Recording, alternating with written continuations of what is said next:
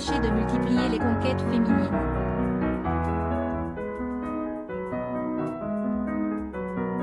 Et devoir enterrer une photo qui lui aurait causé du tort. Entre la double vie de François Mitterrand, durant laquelle il est devenu père de Mazarine Pinjot, et les infidélités notoires et récurrentes de Jacques Chirac, les présidents de la Ve République passeraient presque plus pour des hommes infâmes que pour des chefs d'État.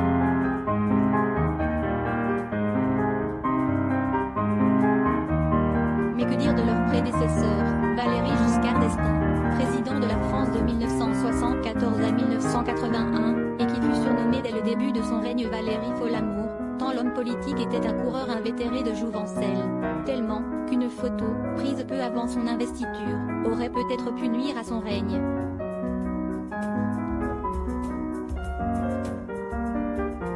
Mai 1974, alors qu'il est fraîchement élu à la présidence et que son intronisation doit avoir lieu quelques jours plus tard, son image de père de famille bien sous tout rapport a failli voler en éclats à cause d'une photo.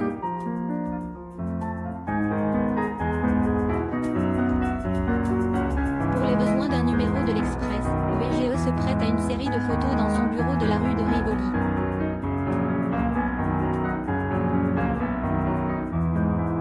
Une fois le shooting terminé, les clichés sont envoyés à Michel Cotta, alors chef du service politique de l'hebdomadaire.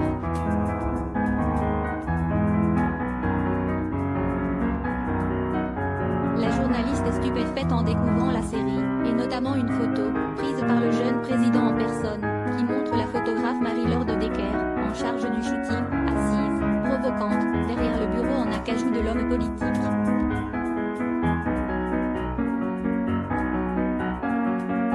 Un cliché sulfureux qui laisse suggérer beaucoup, et que Michel Cotta s'empresse d'amener à Françoise Giroud, la directrice de l'Express, qui ne tergiverse pas, on ne publie pas.